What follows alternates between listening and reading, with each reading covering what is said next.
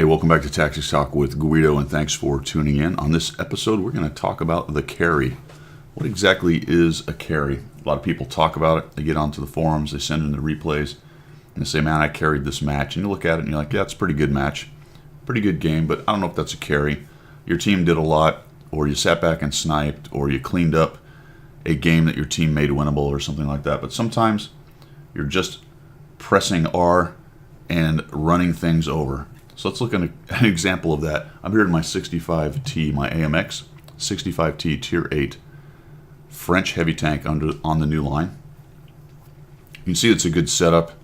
I am on whatever this map's called, Karelia, and we are on the attacking side of an assault. And I've come up to the southwest corner, and I see a 3485M. We haven't watched all the preliminaries because it's quite a long drive up this hill with this slow tank. And you can see that their T-26E5 is over on the other side. That tank and the Scorpion are the two I was the most worried about, and obviously a little bit of Arty, and potentially the other TDs depending on where they are. Let's get to it. Pretty decent depression on this tank, and I find two guys right here, so we'll start trading. A little bit worried about the artillery there. Not in a great spot as far as my depression goes here. I gotta come up quite a bit. Another one into that guy. There goes the 3001.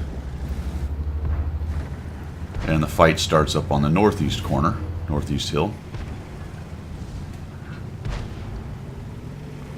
I'm expecting the 3045M to die. There he goes. And down goes my friend. I've got a Scorpion up behind me, but I'm going to push down to these rocks as soon as I put a shot onto him. And like many good games like this, there are things that are going to go very right. Hitting that guy in the move worked out for me. The fact that a Cromwell is shooting HE also works out for me. The fact that I can aim fully in on that guy and drop a shell over and on top of him also works out for me. There's the Cromwell that was shooting HE at me earlier. Not a wise move to stop right there in the open.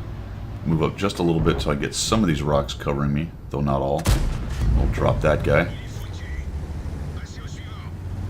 The fight on the northeast corner looks like it's not going great, so it's at this point I know I'm just going to have to press RRR and get right in on these guys. I'm going to take a peek right here first.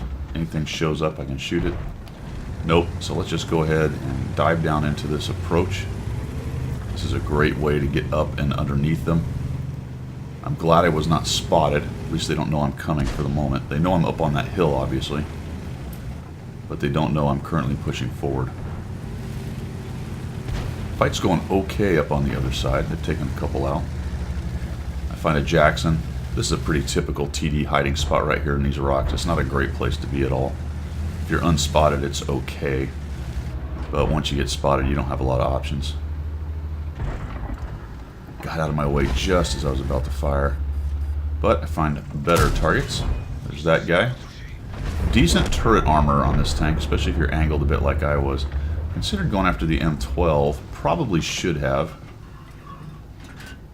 But I take out the Scorp because his gun can pen. At least the M12 is probably just going to splash me or something of that nature. There he goes. Clearly I'm spotted, so I'm just going to keep on trucking. Still kind of an even game. I know I've got to get up here and get rid of these guys. I don't want to get stuck back behind these rocks or back on the ramp where I was while the rest of their team comes back. So to clean this Tiger up, a little shift, a little wiggle shake right there. That's kind of a bad move on my part. Friendly artillery is not so friendly. Thanks for the splash, friendly artillery. That cost me some time and reload. He's not really looking. We'll take him down. Oh, not enough. One hit point, of course. And that cost me 237 hit points. And now what I want to do is I want to get up behind them here.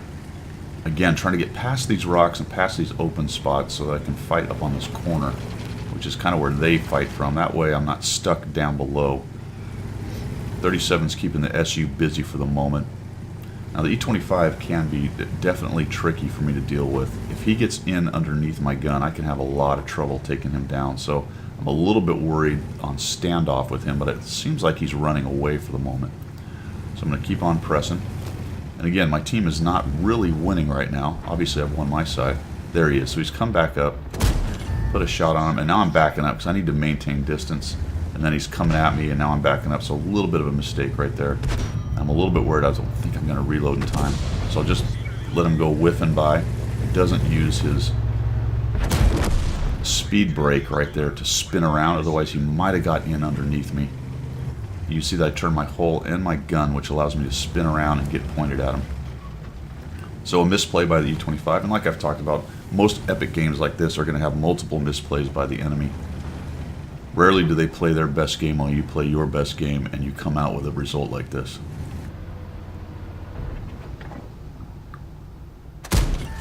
Oh, that's probably the only unlucky thing that happens for nearly this entire game. A shot straight into his side that does not pin. Probably a little low, might have actually got into his track right there. Still a fairly even game. I've just got to keep on pushing at these guys. Can't give them any respite. Can't let them kind of get back and consolidate and figure out what's going on. The Dicker doesn't really know I'm here, so he's just having a bad day.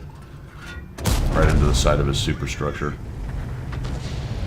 And I just keep pressing. I need to find these guys. Holy cow, I found the Hummel. Outstanding. Reload is still going. I need to cut left here to clear my field of fire on him. If he'd have cut right, he'd have got away from me, at least for the moment. But not very bright. Goes back to the left. You'll see that the T-26E5 actually pushed up unwisely towards our sniper hill. Had he just come back, that might have been a different result over there. And had the enemy actually figured out where I was or that I was coming in behind him.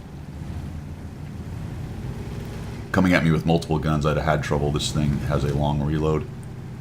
Not extremely maneuverable, and the T-26E5 will have no trouble pinning my hull, and I actually find him pushing across the open, which is very helpful. Drop one there, he gets one on me. Now my turret's not quite good enough to handle that gun, so I need to kind of find some cover over here. Now I'm sitting out in the open. It wasn't the wisest thing of me just to push across the open right here. The idea was to screen the guys who are on the cap and to force them out and find them in the open, which I did, and unfortunately I also let him find me in the open. The other thing I'm worried about is that M10 with its rate of fire and DPM could give me a lot of trouble, especially if it finds me with side shots. So carefully off the edge of that. Yep, and he finds me. What I'm trying to do now is cut him off from getting up and resetting. And there's that Panther M10. That is exactly what I was worried about. He's shooting into here. So I'm just cutting off this T-26. The Panther looks to be up on the hill. He's looking for shots on our cappers, and he gets one and unwisely moves forward.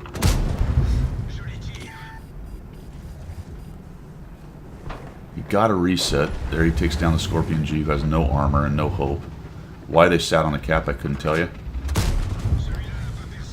Another crit, no damage, unfortunately. I thought he was going to go on the other side of that rock, but I don't think he did. And he's trying to win, so he did go on the other side. Good on him, man. He's just pushing in, trying to win, but I'm able to farm him as he goes across there. Little side scrape. One more shot will take him down if I can get to him. He stops, which really blows my mind right there. And I snap one more into him. Brings me up to 6,121. 1,000 block, 423 assisted. That's 8 kills. I was looking for the 9th. I think the Panther probably was sitting back sniping on the hill, and he just didn't have the time to push forward and light anything else. And we don't see him, or do we? I'm not sure. Yep, there he is. So I'll get one. Oh, no, not quite. Almost. So 123 hit point M10. And we end up winning this game. This will be a Pools medal. Is it the Pools? I don't remember. Whichever one is for the 8. 6,121, 1,000 block, 423 assisted. And when you count up the damage for the rest of my team, they did about 200 more than me, the rest of the 14. I had 8 kills to their 6 because we left one alive down there. This is pretty much the definition of what I would consider a carry. And like most good games, all these elements have to come together. If for you to have this happen. There are probably a few players out there who can just make this happen almost no matter what's going on. But for the rest of us mere mortals, it has to really all kind of come together. And it's another great example of how aggression in this game can oftentimes make up for a bad team or a bad situation. I just kept pushing into these guys, taking them on. That doesn't mean be YOLO or be stupid. The situation presented itself, and I just kept trucking. Was able to clean these guys as I went. They made no kind of organized resistance against me. The only two guys that really tried to resist me were the first two that were intelligent enough to get onto the southwest hill and try to stop any kind of push. The rest of them were just hiding behind rocks back there and got farmed.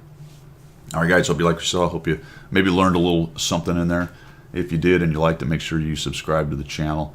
Merry Christmas, and as always, we will see you.